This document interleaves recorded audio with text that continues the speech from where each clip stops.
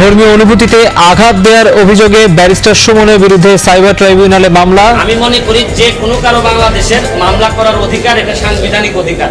সুমন ভাই যে বক্তব্য দিয়েছেন প্রিয়া সাহার বিরুদ্ধে সেটা নাকি ধর্মীয় অনুভূতিতে আঘাত এনেছে।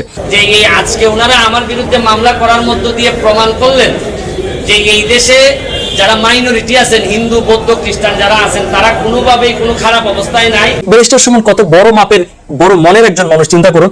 এই কথাটি শোনার পর উনি তাকে সাধুবাদ জানিয়েছেন। প্রিয়া সাহা নামে একজন ভদ্র মহিলা, যিনি হিন্দু, বৌদ্ধ, খ্রিস্টান পরিষদের একটি নেত্রী বলে দাবি করেন, সাংগঠনিক সম্পাদক, উনি আমেরিকান প্রেসিডেন্ট ট্রাম্পের কাছে গিয়ে বিচার দিয়ে আসছেন যে বাংলাদেশে নাকি 3,70,00,000-এর মতো মানুষকে গুম করা হয়েছে। তা আমরা বলতে চাই যে কোনো সাধারণ মানুষের পক্ষে ট্রাম্পের কাছে যাওয়া এত সহজ না।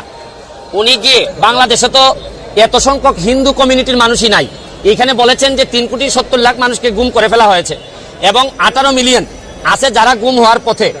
তো উনি যদি ব্যক্তিগতভাবে ক্ষতিগ্রস্ত হয়ে থাকেন তাহলে এটার প্রতিকার উনি চাইতে পারতেন, কিন্তু বাংলাদেশের বিরুদ্ধে যে বক্তব্য দিয়ে আসছেন উনি, আমার কাছে মনে হয়েছে যে শুধু রাজনৈতিক আশ্রয় পাওয়ার জন্য বা পাসপোর্ট পাওয়ার জন্য উনি এটা করেন নাই, এটা একটা আন্তর্জাতিক ষড়যন্ত্রের অংশ।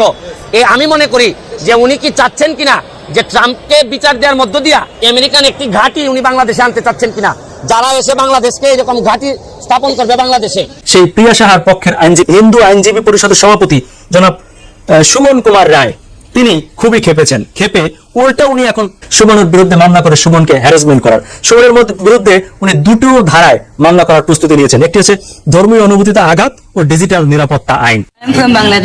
17 জুলাই মার্কিন প্রেসিডেন্ট ডোনাল্ড ট্রাম্পের সঙ্গে দেখা করেন চীন, তুরস্ক, কোরিয়া, মিয়ানমার সহ বিশ্বের 17টি দেশের সংখ্যালঘু সম্প্রদায়ের ব্যক্তিরা। সেই সাক্ষাৎকারে অংশ নেন বাংলাদেশের প্রিয়া সাহা। প্রেসিডেন্ট ট্রাম্পের কাছে তিনি দাবি করেন বাংলাদেশে সংখ্যালঘুরা নির্যাতনের শিকার হচ্ছেন।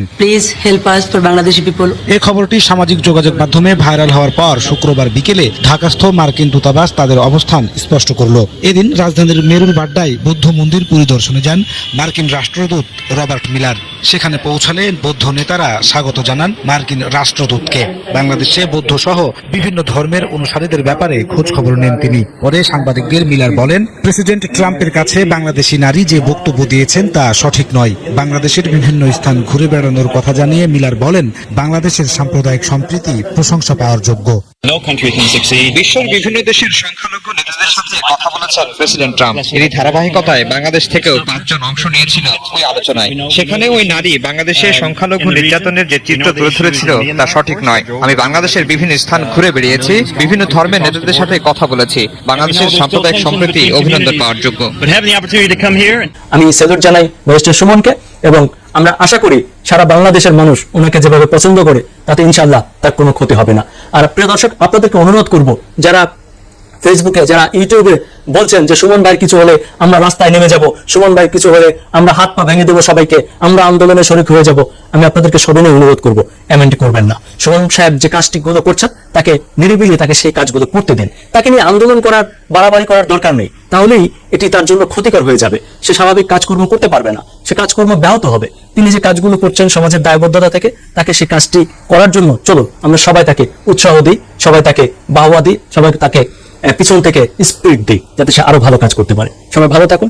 এমপি কাকে বলে সকল এমপি মন্ত্রীদের শিক্ষা দরকার তার কাছ থেকে। তো আজকের মতন বিদায় নিচ্ছি, ভালো থাকবেন, সুস্থ থাকবেন, দেখা হবে পরবর্তী কোনো ভিডিওতে। আর এই ভিডিওটাকে বেশি বেশি শেয়ার করে সকলকে দেখার সুযোগ করে দিবেন।